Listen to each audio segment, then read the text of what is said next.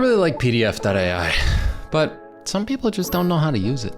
That's why in this video, I'm gonna show you the 6 best tricks for using PDF.ai more effectively. Number 1 on this list, selecting specific text to get a summary or explanation. So a specific circumstance of this will be as follows. All you need to do is log into your PDF.ai account and select the appropriate document. Once the document is open, you may select text from the document, as I have done here, like with this section, and choose whether to summarize or explain the text. If I click on summarize, it'll then write it in a much shorter format. As you can see, it turns out this was about how to overcome issues and bad habits. The first step is to understand and embrace them. And then another example of doing the same thing would be to explain the text, which talks about how the author of the document explains that it took them a long time to understand how they were wasting time. That author was me, by the way. Number 2 is going to be the prompt library. Now at the bottom of your chat area right here, you'll notice that there is this ability to click on that little wizard wand button and then click prompt library.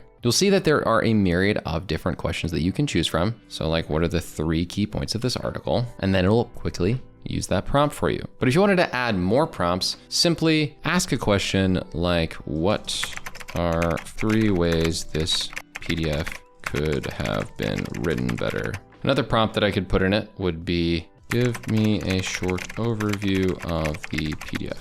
Now, as it spits this out, this is awesome.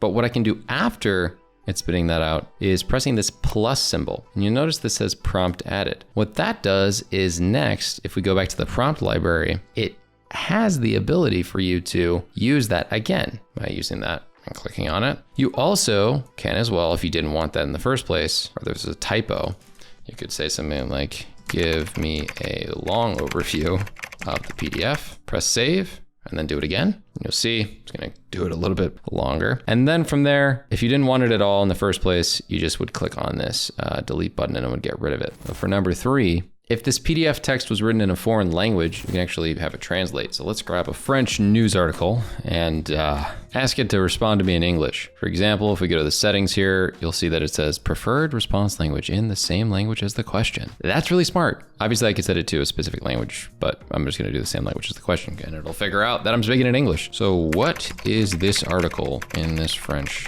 newspaper about? I got no idea. What is this article about?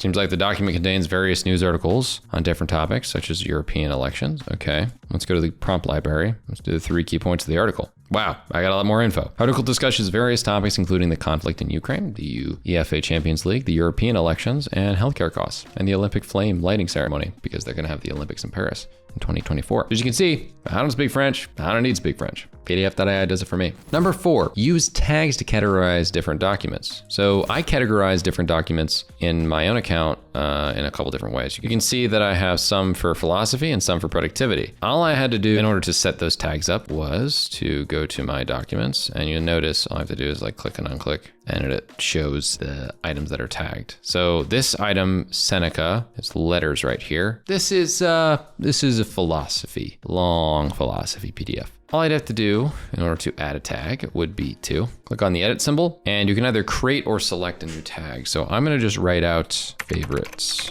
And then I'm also gonna select philosophy because it is pretty cool, and a philosophy letter. So now this will end up popping up for tag philosophy as well as the favorites. So I do love me some Seneca's more letters, and I can notice here that this is inside of that philosophy section. Now, number 5, you can rename a PDF document. Like this is supposed to be Seneca moral letters to Lucilius. Says it was just wrong, so I can just fix that and press save. So that was number 5. And number 6, and last but not least, you'll notice that there's a little private document right here. What if I don't want people seeing that news article I just put out there, huh? How's this? If I were to have uploaded that in the first place, what I can do is let's delete that original. I want it to be private. We're gonna click and go back to my downloads and upload it. And instead of uploading it without ticking this, I'm gonna upload it and tick this. So it's gonna make it a private document. It will not be stored on our servers, and you'll only be able to chat with this document, but not view it. So if I press upload and I go inside it, oh, I can't see nothing.